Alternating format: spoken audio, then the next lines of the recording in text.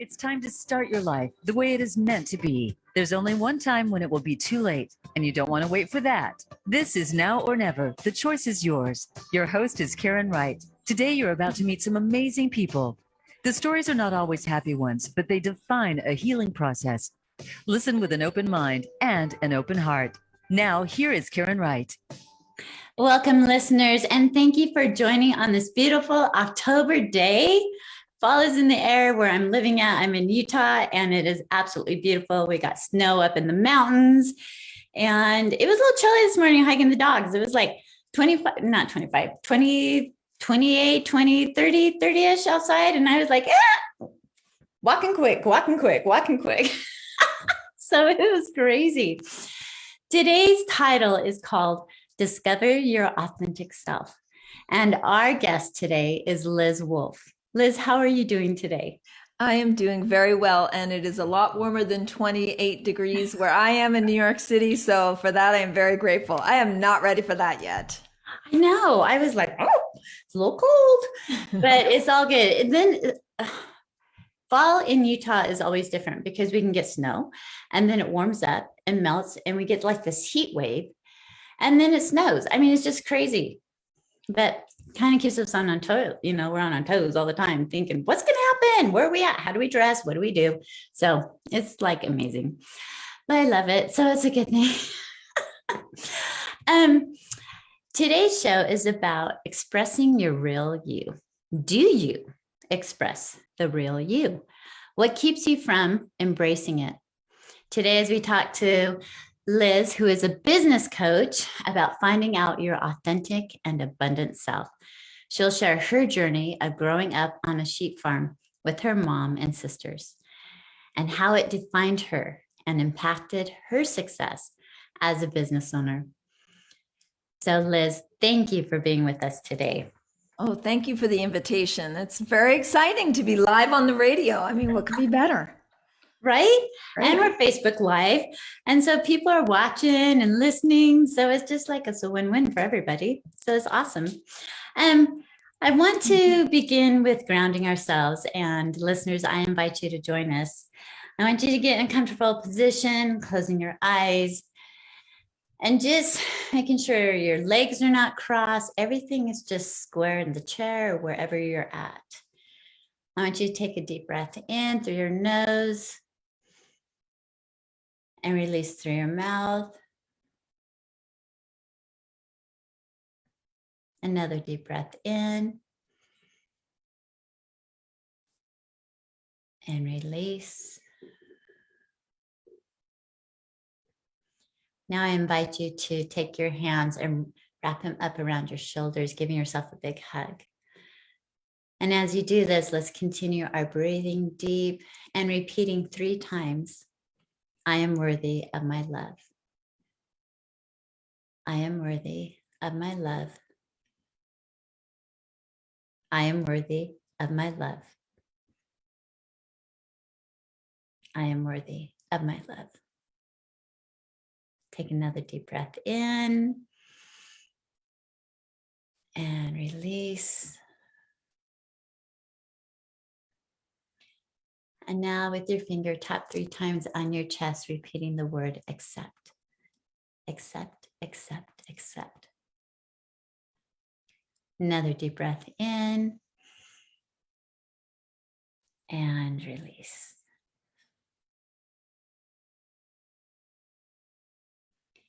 Now, as you're sitting and being at this time, I want you to lean inward. I invite you to lean in with your heart as we begin this session with Liz. I ask that your minds be open, your heart be open, that you will listen to the words, the advice, the knowledge that this beautiful guest have for us today. And she's so willing to share. Take another deep breath in and release. Okay, that's like one of my favorite parts of the show. I've never done that at the beginning of an interview before, and that was amazing. Now I'm grounded and present, thinking of the audience, having it, I've brought everyone in. It's beautiful. Thank you so much. Well, thank you for doing that with us today. At the show, I always have an affirmation. I don't know if I talked to you about this. So every show I have an affirmation. I have my deck of affirmation cards that I draw from. And can you see those that I draw from? Yeah, new and affirmations. Okay. What I do, I just like shuffle them, and they just whatever needs to be said today or shared is popped out. And I never look at them before the show, so you know.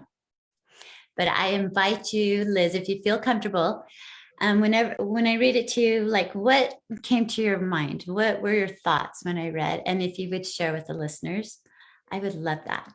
Are you good with that? Yes, I'm excited. Okay, so decks. It is. Oh, I need my glasses. It says, I align with delight. I align with delight. I love these cards. Yes. I align with delight. What came to your mind when I read that?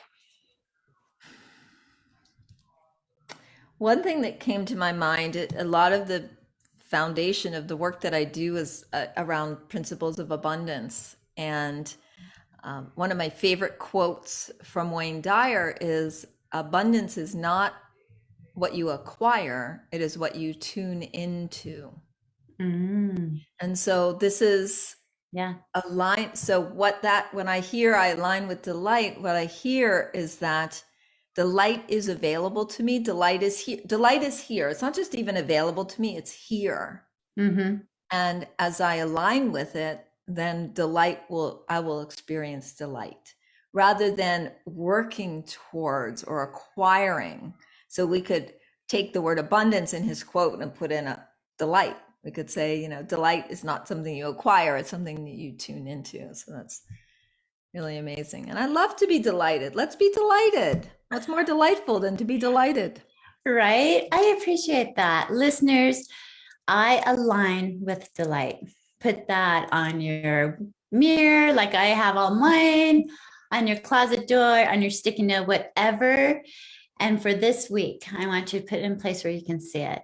I align with delight. And I believe that goes hand in hand with our theme for today, discover your authentic self. Because within each of us, we are all aligning and we're all delightful. Just we have to believe that, I think, sometimes we get into our heads. So I would love listeners right now. I'm going to introduce Liz. I love the bios. I always just enjoy reading the bios. So one time I read this bio, it was like 2 pages long. I'm like, yeah, I'm not doing that. I'm just going to start talking to this guest. But Liz did a great job here. So here we go. Liz Wolfe is a coach, author, and speaker who helps entrepreneurs to get unstuck so that they can launch and grow an abundant business. For over 20 years, she has empowered people with her 3-part coaching system, which includes a clear vision, purposeful action, hidden barriers, which equals breakthrough results. Liz got her start growing up on a sheep farm with her mother and 2 sisters. They built a cottage industry selling woolen items. Later, she moved to New York City, where she created a successful computer consulting business with her husband, John. Eventually, she transitioned out of the technology business and now helps business owners to develop an abundance mindset. Liz says that one of her greatest accomplishments is staying married to her husband for 25 years while running a business with him. I'm like, woo, I'm not worthy to be with you. Listeners, I'm bowing for her. They have 2 wonderful children, and Liz is always eager to get in front of her crowd. In front of crowds, she plays an instrument, the ukulele. In fact, I read that. I'm like, oh, should I have her play for us today? I have it handy. I always Is it have my ukulele handy. Oh, yeah. We might have to just like, I love music. Anyway, so Liz, what more can we say about you? You're amazing. And it's just so I'm just delighted to have you here today. I want to talk a little bit. Okay. We're going to go from the bio. And in the bio, it talks about you and your mom and sisters were sheep owners, sheep business people. What did you do? Sheep farmers? Sheep farmers, shepherds. We were shepherds. Shepherds. I love that. I love that. Yeah. So tell me a little bit about that. I know before we started the show, we talked a little bit about it. And listeners, you know me, I love to dive a little bit deep and kind of get the emotion so you get the connection with the guests.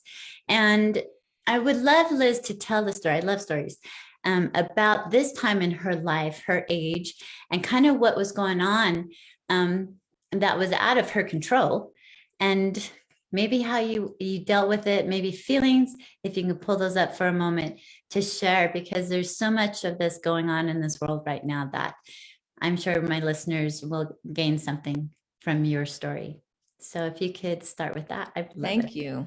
Yes, I actually love to tell this story, and my sisters and I have a joke. Well, first of all, I want to repeat, my last name is Wolfe, and I grew up on a sheep farm.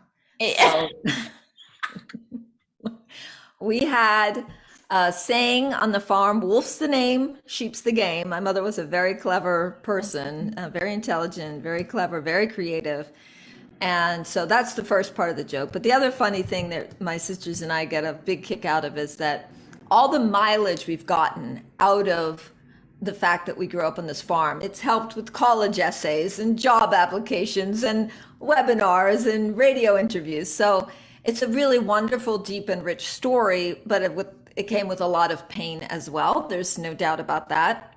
So the quick background is when I was just 5 years old, my mother had what most would call a somewhat idyllic life. She lived in a beautiful home in Pittsburgh. My father was an engineer. She was raising 3 children. I was the youngest.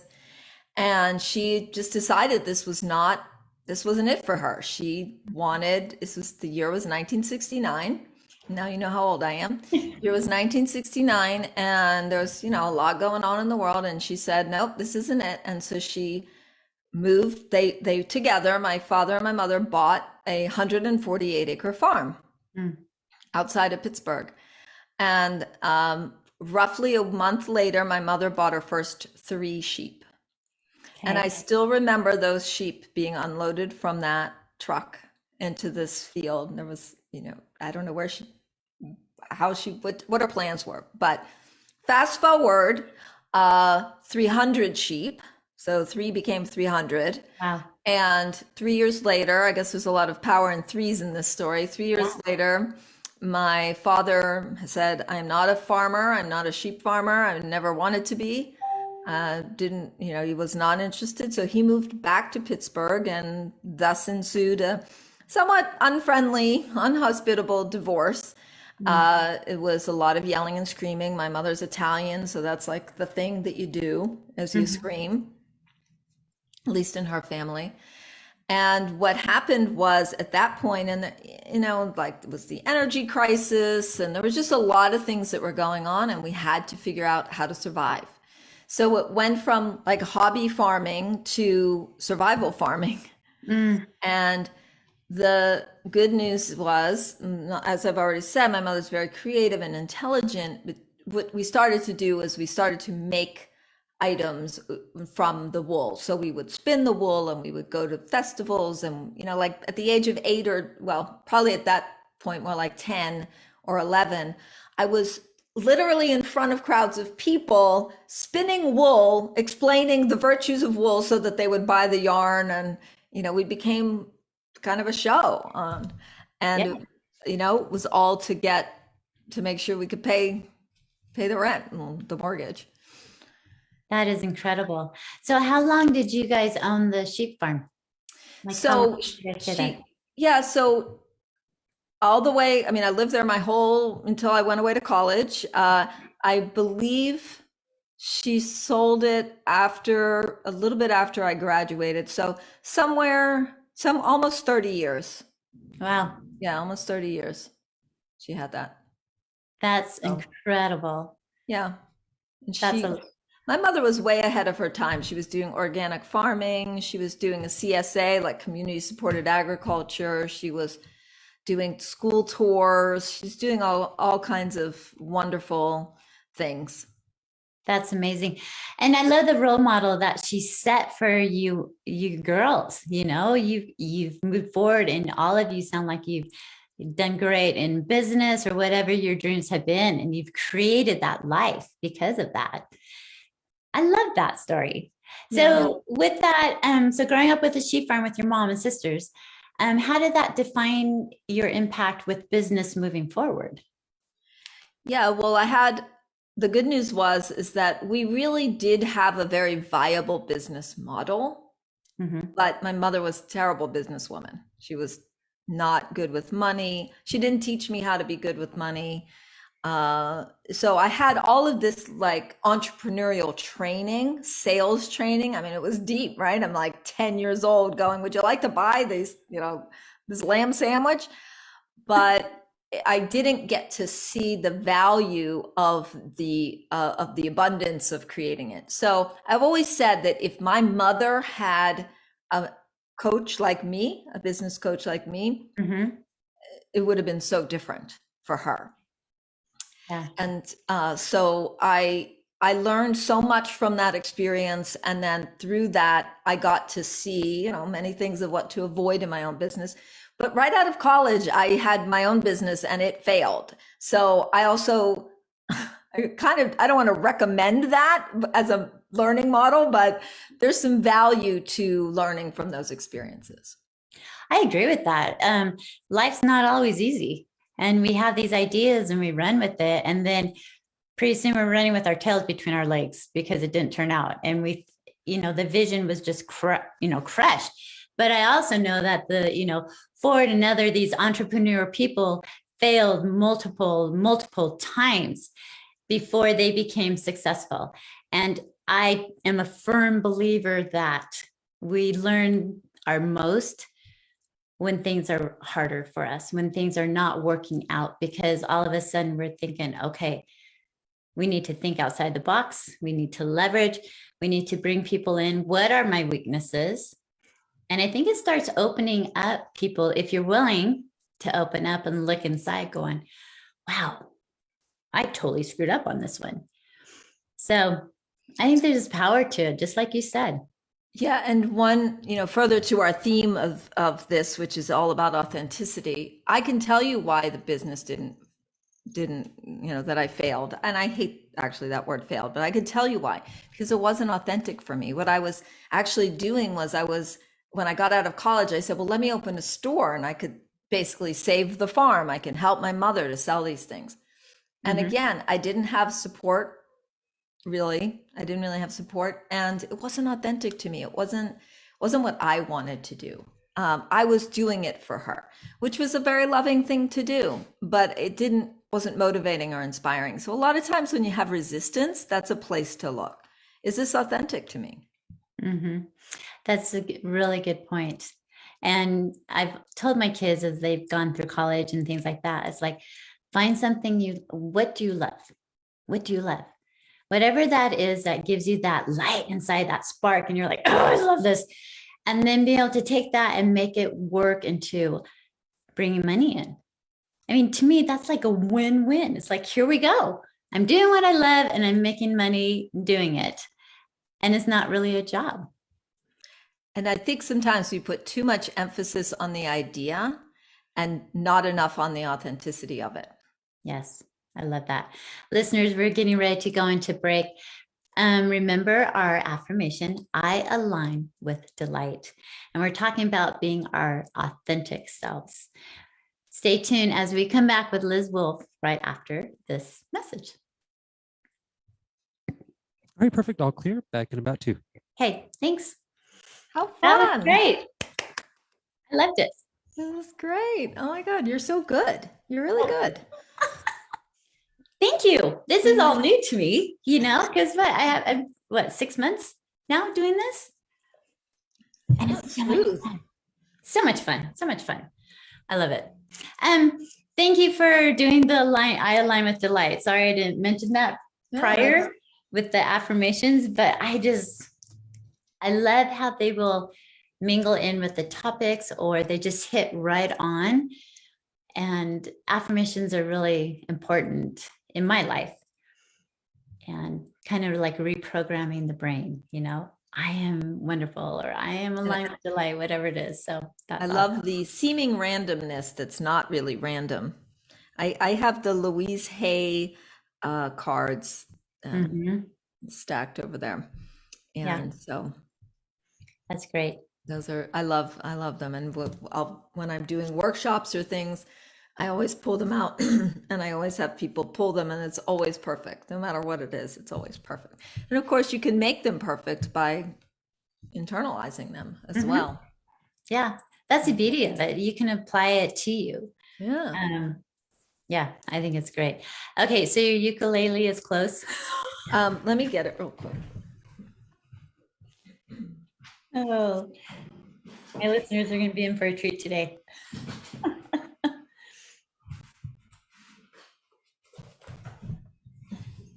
All right, coming back in about 30 seconds. Okay, thank you. We're going to have another break, right? Yeah, we'll have another break. You're like, Karen, what are you making me do here? Are you kidding? I love it. You'll be my first guest playing an instrument on my show. That's pretty awesome. All right, here we go. Coming back. Okay.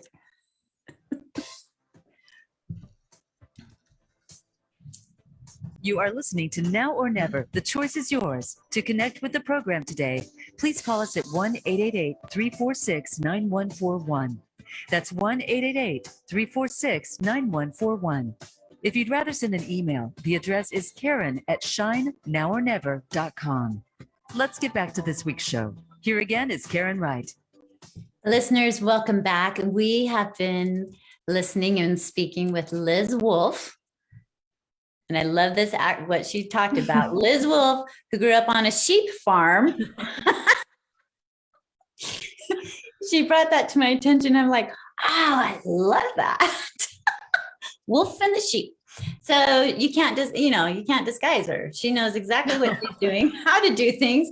And she is that shepherd of helping people come into their business, come into the fold, and helping them to be successful. And you have this wonderful coaching system that I would love you to share with our listeners. Yes. Thank you for that also. It took me, and again, I want to do a shout out for anyone who's either in an entrepreneurial journey or just trying to figure out what do I want to be doing in my life. It takes a while to develop some of these ideas. And I think that's one of the things that ends up happening, is that we feel like it should be easy and we should know it already. It's not supposed to be easy, and you're not going to know it already. So it took me a while to really watch how my business, how my clients were interacting, to figure out this is a system that works. And the first part of the system is to have a clear vision. And I want to make a distinction between vision and fantasy. Okay, I love fantasy. I have a lot of fantasies. Okay, I am traveling all around the world, speaking to groups of audiences just like this one. I'm doing a TED Talk. I have $1 million, best-selling book, and I'm traveling around, going to Utah to visit Karen in my RV. Okay, so that's my fantasy. My vision is a little closer to home. The difference is there a foundation in place? So I know that I can have a vision of having a speaking, schedule, that's the word I'm looking for, of doing a lot of speaking gigs and coaching programs and entrepreneurs, because I'm putting the foundation in place. So fantasies can become your vision. Mm-hmm. But sometimes the difference is, how do you feel empowered about it? Do you know what it is? Do you feel clear about it? So that's why I actually put that adjective in front, clear vision. And I have processes that I take people through to come to what that clear vision is. once you're clear about your vision, you need a plan. That's like my high school friend said to her kid when he was in high school, like, have a plan. Like, you got to have a plan. So that's the purposeful action. So a clear vision plus purposeful action. We strategize. We want to know what it is that what are the next best things that you can be doing that's going to take you closer to your vision. We get confused about that. There's just too much we could be doing any given day. I mean, any human being on planet Earth has a to-do list. So we want you to go from getting things done to doing great things. That's the shift. Okay. As you're doing that, though, you're going to bump into what I call hidden barriers. And those are the fears and the doubts and the mindsets. And is this authentic? And I don't know how to do that. And, oh, I thought I wanted to do this, but now I have to actually talk to people. I don't want to talk to people. So we really, and one of the ways that my philosophy is a little different than a lot of other coaches is, one of the reasons I want you in action is so that you can bump into those hidden barriers. We try to avoid them in life generally. We don't like to be uncomfortable. We don't like pain, but you can learn so much by bumping into that pain of whatever, I'm calling it a generic word of pain. So once we're there, we can uncover what those hidden barriers are and we can work through them, which ends up with creating breakthrough results. So it seems like linear, but it's actually circular. Okay. You could start at any place in that cycle. Take action. Think about your vision. Work on your hidden barriers. You could do that. Yeah. So I love the fear. I love the hidden barriers because I think that stops so many people in their tracks. Like, it's like, yeah. Are there certain ones that stand out more so, like after these years of coaching, you're like, oh my gosh, it's this and this that people, are afraid of? They're fearful of doing something. Could you share with the listeners, like, what are some of those fears? Because I know I have some. Yeah.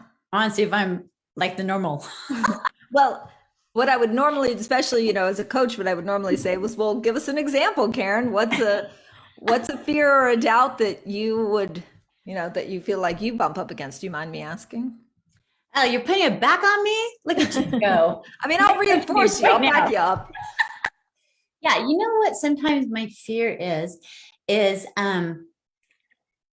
when people say, like, if I'm like promoting my radio show or this or that, whatever it is, and they go, well, what's the value in it for me? And understanding that the value really is me. I'm the brand, right? Whether I do real estate or whatever. And I don't brand a name, I brand me. And in real estate, I can tell you what my value is. I'm a hands-on realtor. I go and I help pack, I help clean. It's not just, here's the paper, sign the contract, and let's close this thing. It's all negotiating, open-minded communication with the other agent that I'm working with. And we become a team. So it's a win-win for the buyer and the seller. And to me, that's so important. Picking up your phone, that's the number one thing. So as an agent, I know my value. But then transferring that over to the radio show, or why do people want to read my book? It's a memoir of my life, Karen. What's so special about your book?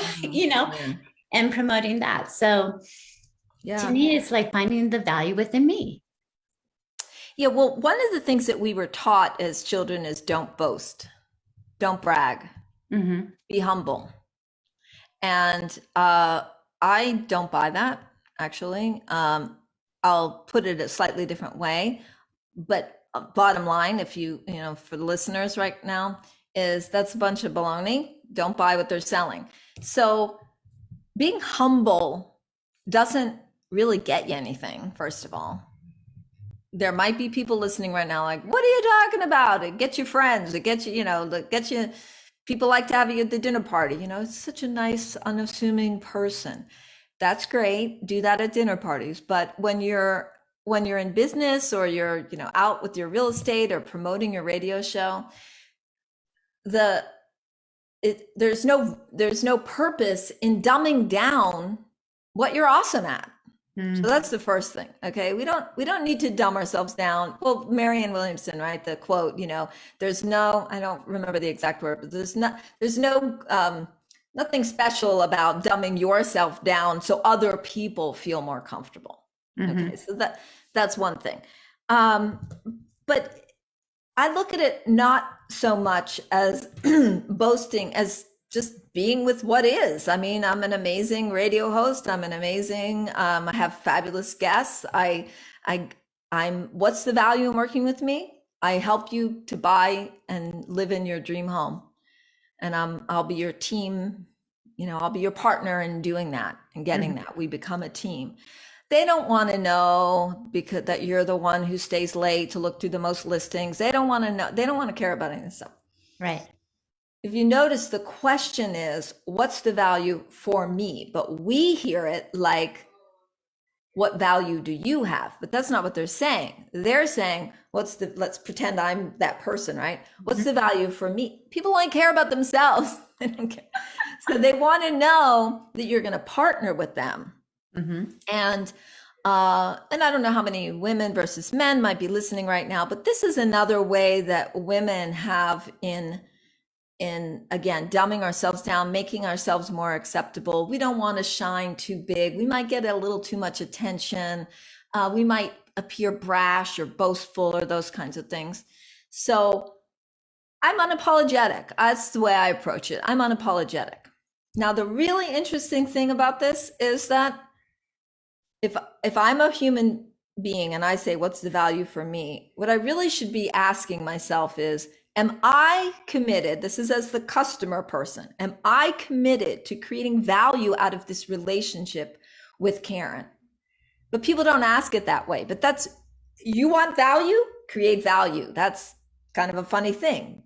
I know I'm here. I am committed to creating value with you and for you as the coach. Now, are you ready to create value for yourself? That's a hard question to ask people. Yeah. So we put it on ourselves instead of the other person. Go ahead. So do you feel like that's one of the main issues that you find for people with their business, trying to grow their business, is coming up with is it, their fears, or pinpointing their fears, or is it more the clear vision?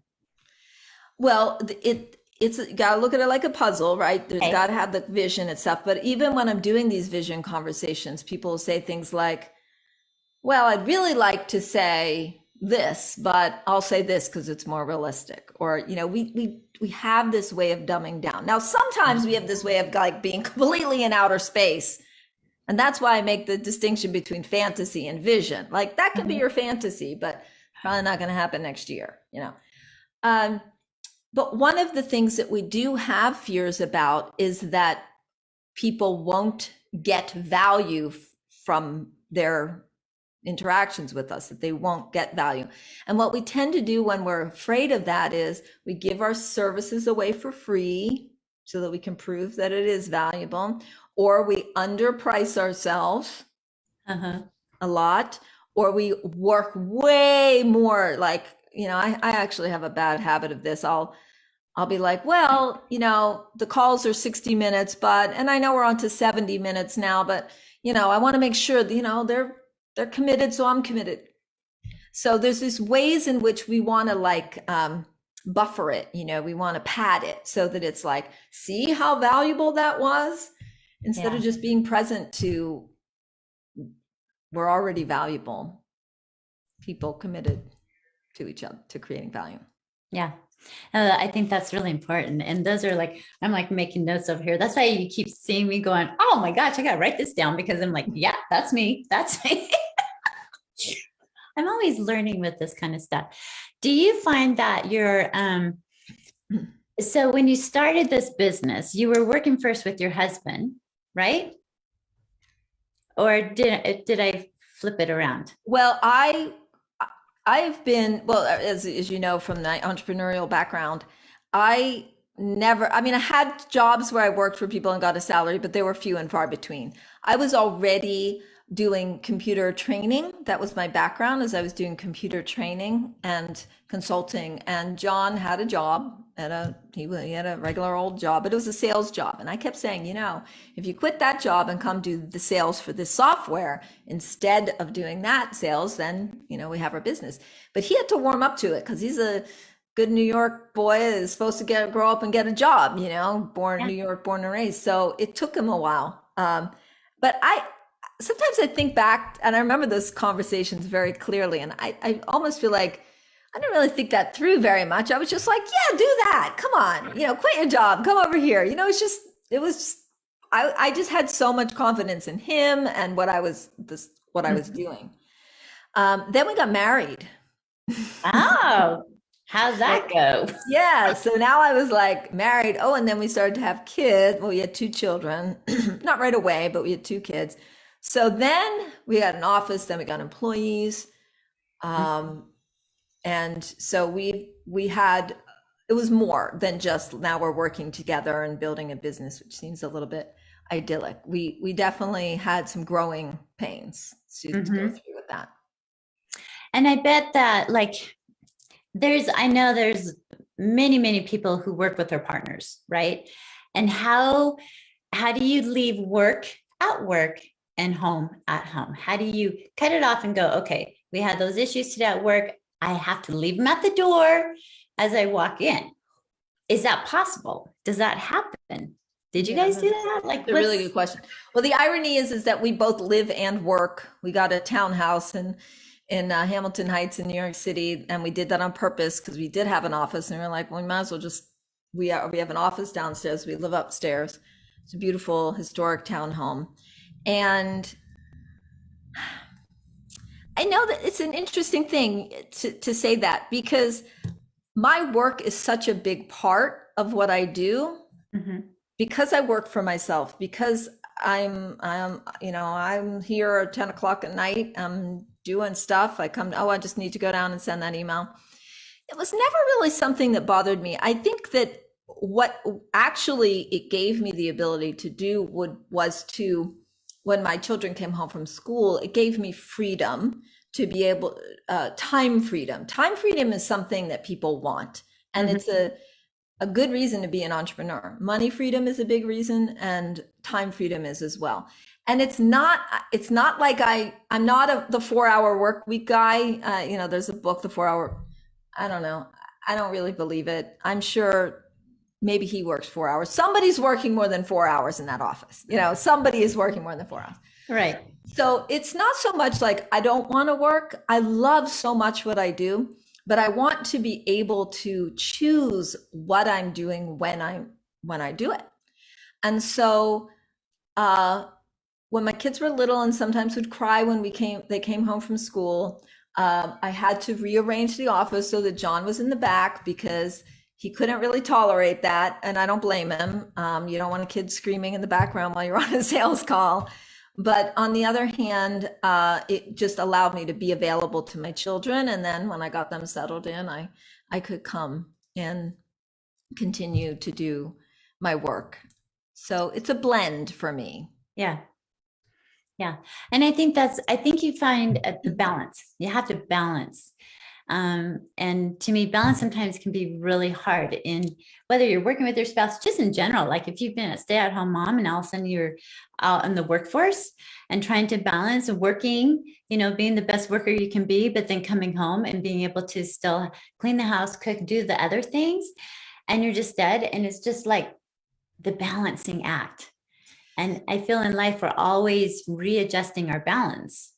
And something that you just said that opened up for me, because something that I work with my clients on a lot, and I think we all need to be thinking about, is what I would call prioritizing. I guess my word for that would not necessarily be balance, but prioritizing. I always like to say, I don't like dirty dishes in my sink, but if I have a free hour and I could be writing my novel or I could be washing the dishes, and then I get to, a year later and I go, oh, I never wrote that novel because I cleaned the dishes. It's not my priority to clean the dishes. However, if my mother-in-law is coming over in an hour, I don't want dirty dishes. I'm not writing my novel. I could be writing my novel, but I'm probably washing the dishes. Right. So we have to ask ourselves, everybody has time. Everybody has time is infinite. Everybody has plenty of time. Mhm. So how am I prioritizing what I'm doing? Am I prioritizing being with my family right now? Am I prioritizing being with house cleaning? Or am I prioritizing my work? And that's where you'll find the balance, I believe, through that prioritization. I appreciate that. Great, great advice, listeners. Prioritize. Put that next to our affirmation. I align with the delight because I'm prioritizing my life. I think that's Yeah. wonderful. Liz is full of wonderful information. When we come back, listeners, we have a special treat for you. And when we come back, Liz is also going to share her information. So you can reach out to her. You can contact her. You can set up appointments with her about coaching, how she can help you. She's a powerhouse. So I would recommend doing it. We will be right back after this break. Okay, great segment. All clear. Back in two. Okay, thank you. Okay, you want to play the ukulele for everybody? Yes, I'm going to pull up some music actually so that I Have something to play with. yeah, I love that. I'll play a little Hawaiian tune. Okay, that works. I love that. That's kind of so- like where the instrument came from, isn't it? Yes. Okay, That's what I I was would say thinking of. because that's kind of like their thing. The Polynesians, the Let me just make sure it's in tune a little bit. I don't have a tune right here.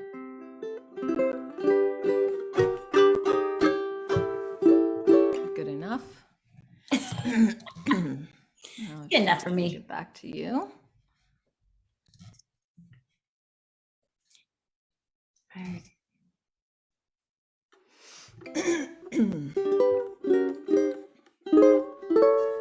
I'll have to hold it up a little bit so you can see maybe. So we can see.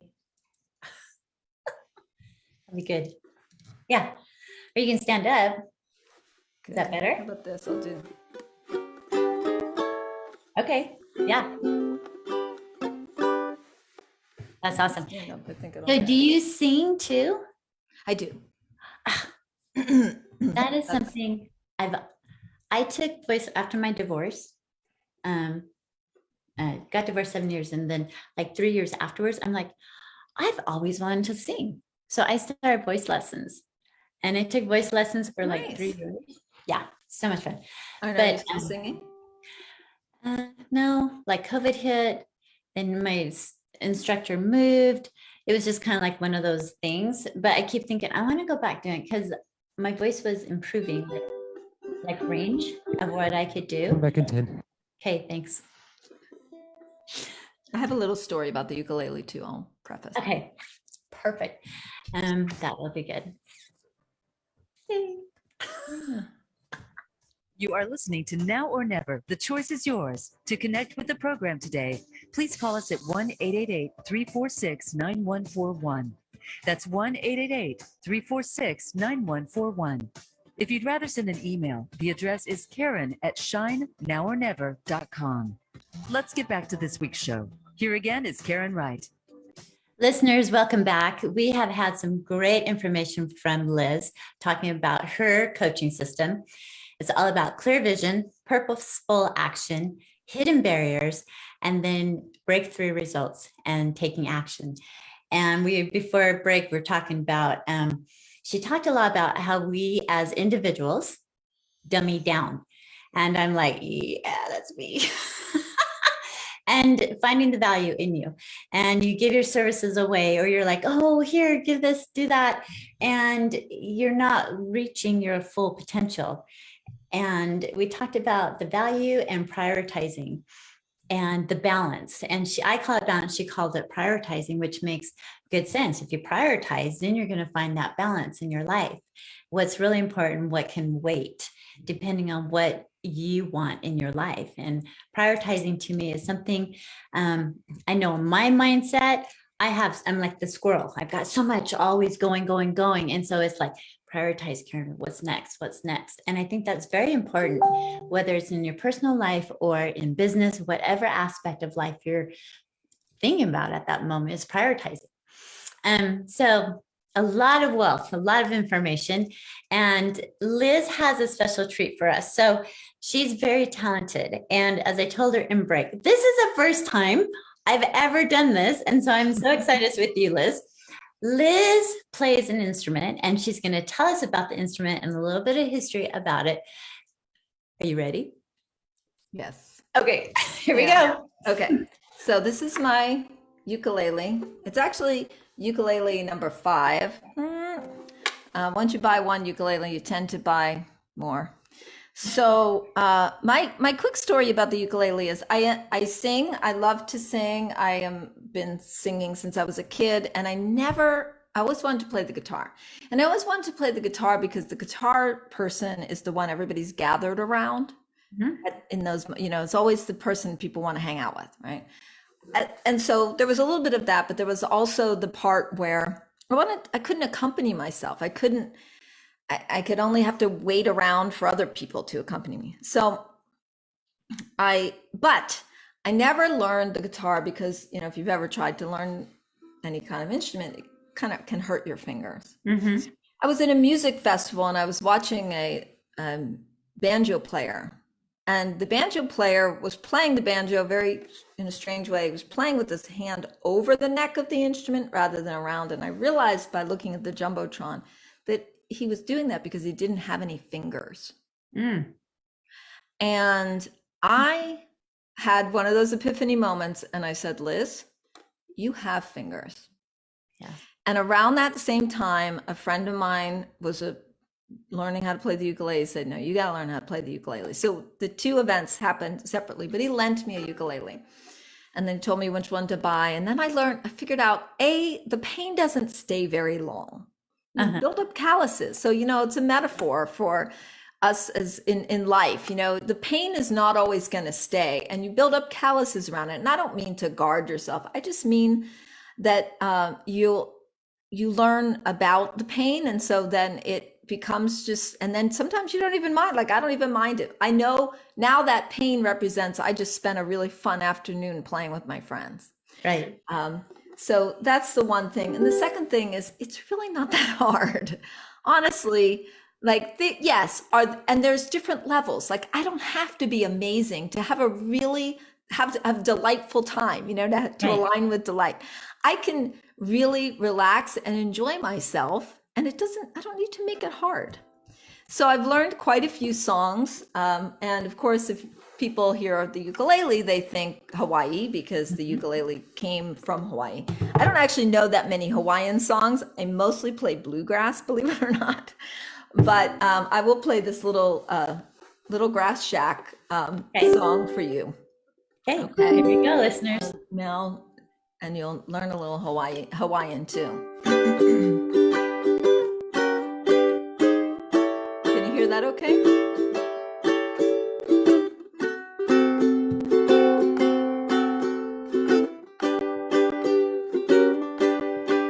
I want to go back to my little grass shack in Kealakekua, Hawaii. I want to be with all the Connies and Wahinis that I used to know. I can hear the guitars playing at the beach shack, now. I can hear the old Hawaiians singing, Komamaya no kaua ika hala waliko. It won't be long till my ship will be sailing back to Kona,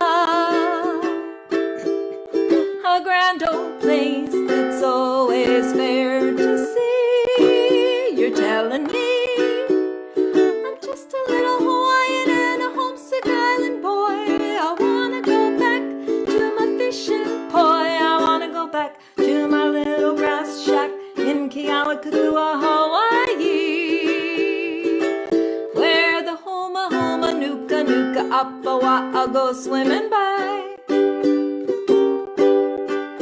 where the homa homa nuka nuka apawa'a go swimming by.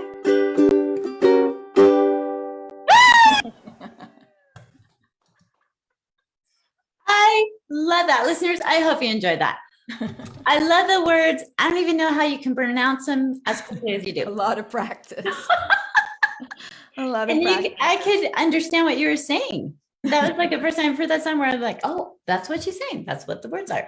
Thank you for sharing. I love that. Yeah, and you're welcome. And the other fun thing about that is that I will sometimes bring my ukulele to I'll play my ukulele and excuse me, I had two thoughts at one time. I will Okay. bring it to events like my workshops and I'll play it. I will do YouTube videos. If you go on my website and you'll see that there's YouTube videos. And so I'll incorporate that. And the reason that I'm sharing that with you is I think sometimes we want to compartmentalize. And it seems like what would a ukulele have to do with business coaching? Mhm. But if it's part of who I am, at every single meeting, networking event that I go to, I always tell people I play the ukulele. And guess what? That is what they remember. So they'll say, "Oh, that's right. You're the one that plays it." Yeah, I don't play it in that moment, Yeah. but I'll say, "And I'm always looking for other ukulele players." Just giving it some authenticity, something that's a part of me to share with people, and people love it. And that's relationship is at the core of it all, and that's how they know that they want to work with you. Yeah. And I'm glad you pointed that out because to me, like any type of entrepreneurship, you have to enjoy it, but it's also to me, it's creating. We create, we're hands like people, we want to feel, we want to paint, we want to be like creative and doing our things, whether it's writing or playing an instrument or whatever. And that's part of our senses. And that's part of the mind. So being able to create, you have to create your vision. You have to create what you want. And creativity to me goes hand in hand with successful in business and bringing the business together because you're creating this beautiful masterpiece that is bringing you abundance and bringing you success. And you're giving out to others and they're giving back to you. Yeah. And so to me, it's wonderful. So I appreciate you so much sharing that with everybody. Thank you. I want you, before we've got a couple of minutes before closing, but would you share with our listeners how they can get a hold of you and sign up and follow you and just be a part of you? Yeah. Well, certainly, first of all, love to have everybody come around. You can find me online at lizwolfcoaching.com. So just as a reminder, it's Wolf with an E, even though, Wolf's the name, sheep's the game. So lizwolfcoaching.com. And right on the front page, I have an invitation to sign up for a 45-minute free business strategy session with me. And I invite anyone who would like to do that to go ahead and sign up for that. There's plenty of time on my calendar. There's plenty of time there for us to get to know each other. And I definitely would invite you to do that. There are other resources on my website as well. There's a free download about selling. There's videos you can watch. There's lots of resources there. So, and of course, on any social media, Liz Wolfe Coach. You can basically find me if you do Liz Wolfe Coach. But go right there on my website and you can find me. Yes. So go to Liz Wolfe Coach and go sign up. Go do the one-on-one with her, talk with her, see if this is a good fit for you. That's why I love bringing my guests on because we have so many opportunities out there that we don't know of. And when we're living in our box, and I'm out of the box now, we are moving forward and we are bringing light and love to everybody. And this is what this show is all about, is helping people see and living in the now and being here for each other. And I would love it, Liz, if you could give a word of advice to our listeners, what would it be today? Wow. That's putting you back on the spot again. That's a good big. Okay, here's what I would say out of this conversation. We were just talking about creativity. And one of the things that I've noticed that people do is they want to narrow down their options. They're like, I have to pick. My poor daughter, she's 17. She's trying to pick colleges. And she came to me this morning. She's a little bit like, this is starting to be stressful. And she says, everybody knows what college they want to go to, but I don't. And I'm like, well, first of all, they're 17. They don't really know any better than you. But okay, maybe they think they know. But I said, there are so many options out there. And what we tend to want to do is immediately try to hone in on the one thing. And like if I had been so focused on guitar, I probably still wouldn't be playing an instrument. And now I play the ukulele and I own 5. So look to expand and allow a bigger pool of ideas. Try to brainstorm before you narrow down. And that will then you'll see the path begin to open, because you'll be able to say, oh, here, then here, then here. Those naturally make sense. Yeah. So look to expand. I appreciate that. Listeners, look to expand, brainstorm. Don't get caught up. We just talked about the box. Don't get caught up in the box. Look and see what else is out there. And to me, that's really, really important. I align with delight. That's our affirmation for today. I align with delight and discovering your authentic self. And really, sometimes you have to open up yourself. You have to brainstorm. What is my authentic self? Just like Liz just mentioned. And you can use that in every aspect of your life. And so remember, listeners, to breathe. Remember that the breath is a gift of life. Choose now and live. This world is not for sissies. We are here to experience our own journey as we each walk our personal paths. Have an amazing day, and thank you for choosing to be here now. Until next week, sending you all love and light. All right, terrific show today. All clear. Okay, thanks, Matt. Yep, thank you. Thank you, Liz. Have a great rest of your day. That was great. You did wonderful. Thank you.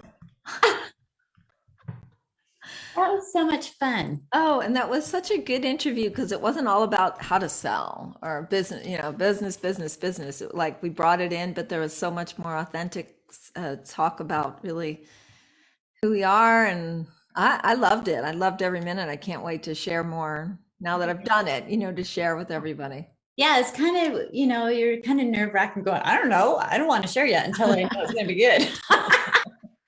Where I'm like going, share, because it's going to be good. I know it's going to be good, because it is. It's amazing when you lean in with your heart. It's not going to go wrong. Yeah. And I think that's beautiful. The beauty of it. Yeah.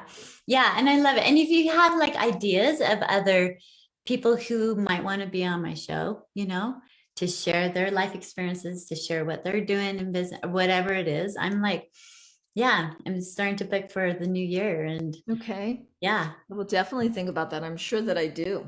There's some really great people that I work with. So I will definitely think about that.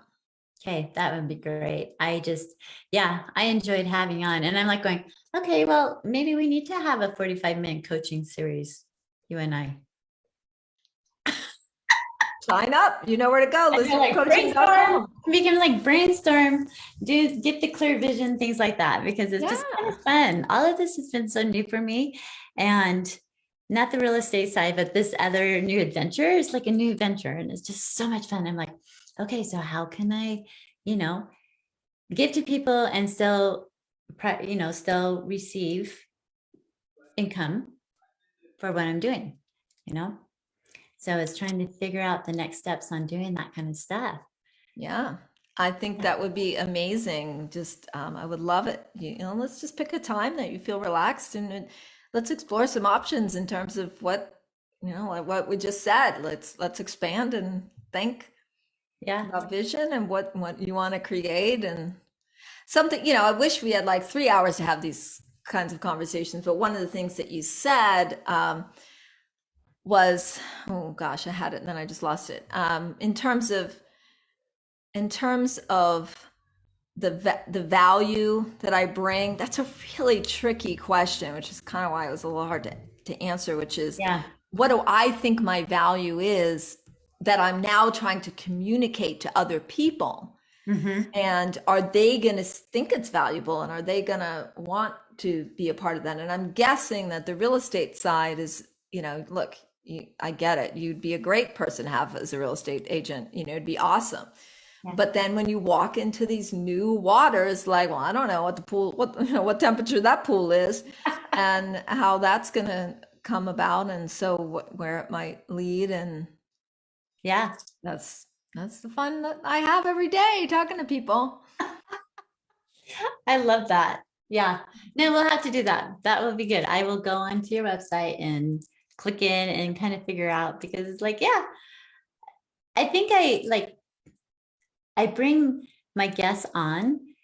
Kind of sometimes I feel like I'm being selfish because I learned so much and I have all these opportunities like at my fingertips that I'm like going, oh my gosh, never in my life would I have thought after 6 months I'd have these experienced, experts right in front of me going,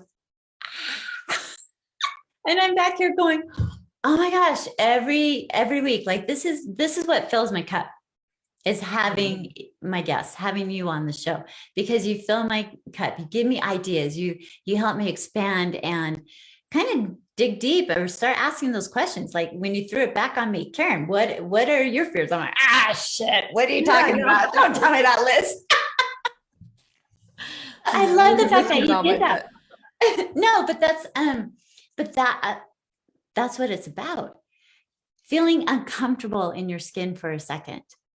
To me, that pushes you, and I answered it. I'm like, I'm being vulnerable. This is what kind of gets me fearful. Yeah. I know my value. But why does someone want to follow me on my website? Why does someone want my newsletter? And it's like showing like, oh my gosh, you're going to love it. I've got all this information. You know what I mean? And it's just like, my mind is always like racing about how to promote and sell what you're doing, sell who you are. You're branding you, Yeah. Yeah. Well, the analogy I use is it's like a fear like that is, I use an analogy of a box. It's like there's this box that you have and it's kind of weighs, and you're like, you just labeled it, not sure how to communicate my value. But when you open up the box and you look inside, there's stuff in there. And that's the really juicy, fun part when, oh yes, I'd love to talk about the vision. Yeah, let's come up with a plan. But now I really want to hear what the hidden barriers are that would be in, there's so many little things in what you're saying. Like you just said something about feeling selfish. That's my little antenna go up like, it's not selfish to share. Like you're actually a catalyst. You're a catalyst for bringing people together and then sharing this information. And why not have the most profoundly brilliant minds in our world in front of you so you can learn from it? It's just like ways of like, I don't know, why would they want to talk to me? Yeah, maybe they want to talk to everyone, and you're the one that called them up to ask them to be on the show. You're listening. I love it. Well, this is good. Yeah, thank you so much. And I noticed we're still live on Facebook, so anybody's going to be able to listen to us. But thank you if you have been listening, and thank you very much, Karen. You're excellent host, and it's really great conversation. Thank you. Okay, we'll stay in touch. Okay. Okay, have a great day. Thank you, Liz. Bye-bye. Bye.